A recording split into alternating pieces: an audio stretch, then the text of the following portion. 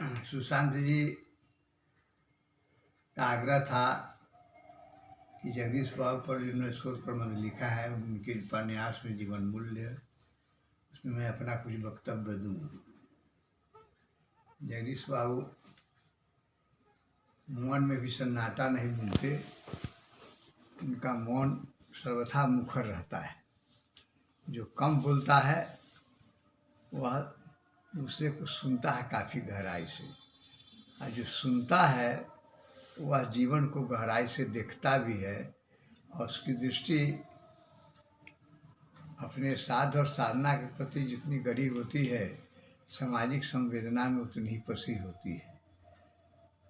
जगदीश बाबू में मैंने ऐसा अनुभव किया।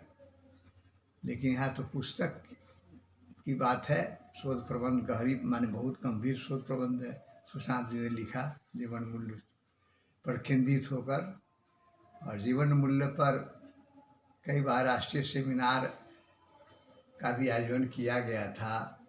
कविता पर केंद्रित विषय था, एक उपन्यास पर केंद्रित, नाटक पर भी अलग अलग काम हुआ है।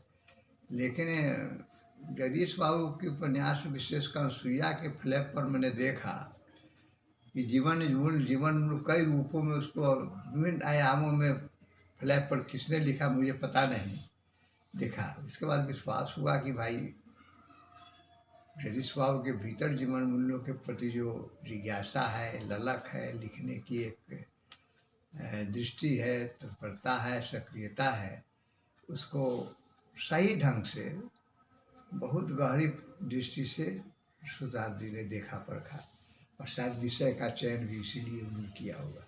मैं अपनी बात कह रहा हूँ।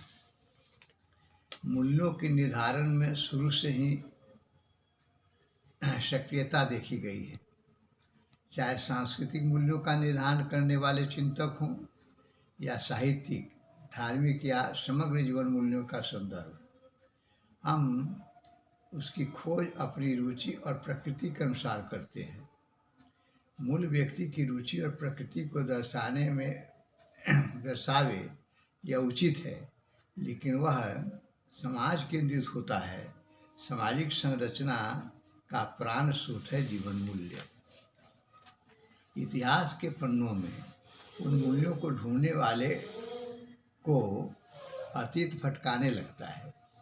इसलिए साहित्य और संस्कृति ही उपयुक्त माध्यम है, जिसकी सहायता से हमारे जीवन को सही और वास्तविक मूल्यों की राह पर चलने की ऊर्जा मिल जाती है। इसके लिए अतीत की स्मृति, वर्तमान की शक्ति और भविष्य की गति में लय बैठाने की जरूरत है। कहना गलत नहीं होगा, जीवन मूल्यों को सही दिशा और दृष्टि साहित्य से मिलती है। इसके लिए पुराने की जगह नए और अतीत की जगह वर्तमान के साथ संवेदना का विस्तार अपेक्षित है। किसी भावुक क्षण में एक कवि ने लिखा है, नया मूल्य संघर्ष आधुनिक, टूटा कटा क्रमिक से अपने मूल्यों का निर्धारण देता युक्ति क्षणिक से। वर्तमान के प्रत्येक पल को एक कल्प के रूप में अनुभव करने वाले सर्जक मूल्यों को अपने अनुभव और सामाजिक हलचल की मौन निर्विकार अनुभूति में खोज कर लेना अपना कर्तव्य समझते हैं। मौन वेदना की संवेदना उनकी प्रतिभा में नई ऊर्जा भर देती है। रचनाकार का चिंतक संवेदनशील होता है। कहा भी है, चिंतक संवेदनशील नहीं, निर्णय निष्पक्ष नहीं होगा। मूकों की भाषा जो न सुने, वह हृदय स्वच्छ नहीं होगा। कहने वाले जो भी कहें, वास्तविकता यह है कि बिना आत्मीय हुए बिना मूल्यों में नैतिक ऊर्जा ढूंढना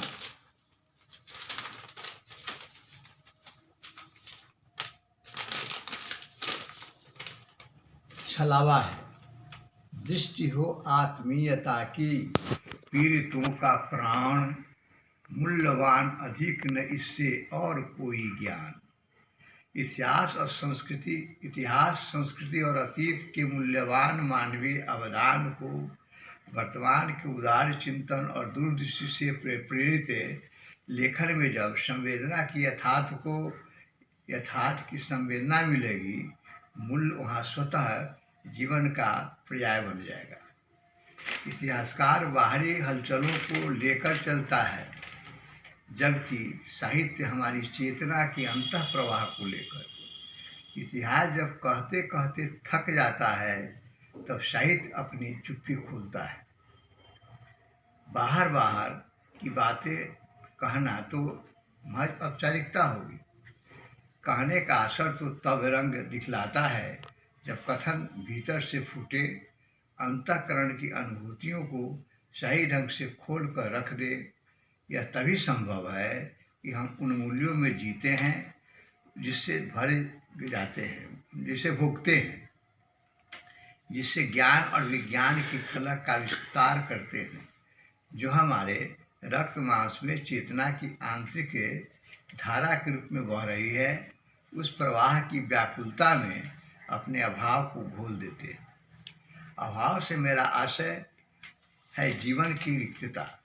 सच्चा रचनाकार रिक्तता को भर देता है। उदात्त संवेदना द्वारा जीवन को मनभावन बनाने के लिए संवेदना ही हमें अपनी जीवंत परंपरा और समृद्ध संस्कृति की याद दिलाती है। मानव मूल्यों में नैतिकता और सदाचारता में लयात्मक संबंध स्थापित करने के लिए उदार प्रदान करती है। केवल नैतिकता की बात करना है छोटे आदर्शवाद की भूल-भुलैया में भटकते रहने जैसा है, और सदाचारता की दुहाई देना कोरा प्रवचन देने जैसा है। इसके लिए चुप्पी तोड़ना, संघर्ष में जीवन के यथार्थ अनुभव को अनुभूति में संचित कर लेना, फिर उचित समय, उचित स्थान, उचित संदर्भ और उचित पात्रों के लिए उचित ढंग से व्यक्त करने के क्रम में सर्जना का आकार देना ही साहित्यकार की सार्थक साधना है। जगदीश प्रसाद सिंह का साहित्य सृजन के केंद्र में जीवन मूल्य है। मानव मूल्यों की विभिन्नता में उनके जीवन अनुभव का यथार्थ भले ही सामाजिक विकृतियों को सावधानी से उभार कर उन विकृतियों का उच्छेदन करने के लिए सकारात्मक सोच और गुणात्मक संघर्ष को अपरिहार्य मानती है, लेकिन ऊपरी तौर पर उनकी जो चुप्पी बनी रहती है वह उन्हें प्रेमचंद या रेणु की सृजन श्रृंखला में बंधने नहीं देती। हाँ, कर्मप्रिय गांधीवाद का, भावना प्रिय सृजन श्रृंखला का लोक लय प्रेमचंद को, उनके समाज को, उनके पात्रों को और समग्र उनके साहित्य को समय के भ्रम से सदैव दूर किए रहती है। इसलिए उनका यथार्थ गांधी के सामाजिक दर्शन का संवेदनात्मक विस्तार है और आदर्शोन्मुख यथार्थ। रेणु गांधी की कुजातीय आदर्शवाद और स्वजातीय यथार्थवाद अर्थात भारतीय समाजवादी भाववादी चिंतन श्रृंखला में जाने अनजाने ताकते झांकते रहने और अपने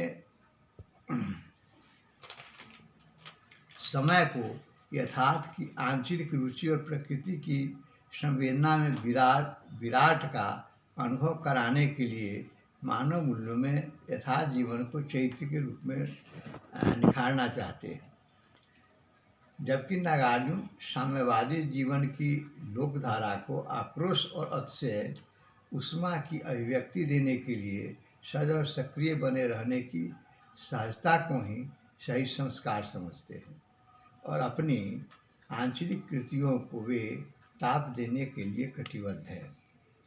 जैसा कि सुशांत जी ने अपने शोध प्रबंध में जगह जगह पर दर्शाया है कि जगदीश प्रसाद सिंह जी ने जीवन मूल्यों को अपने ढंग से अनुभव किया है और मानव यथार्थ की संवेदना में राजनीतिक विकृतियों को उभार कर फिर सधे कलाकार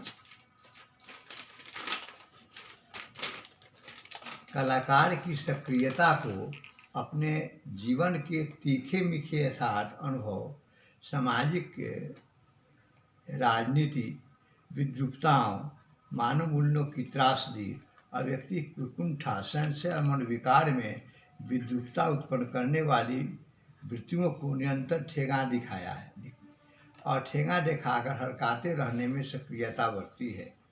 आज़ादी के पहले की सामाजिक मनोदशा और मनुष्य की सोच प्रणाली के प्रवक्ता हैं प्रेमचंद जी। आज़ादी के बाद व्यक्तिगत सोच, सामाजिक संगठन प्रणाली और मानवीय सरोकार के व्यवहारिक चरित्र और आंचलिक शील की सांस्कृतिक सामाजिक संस्कार के समग्र सोच के परिणाम है रेणु।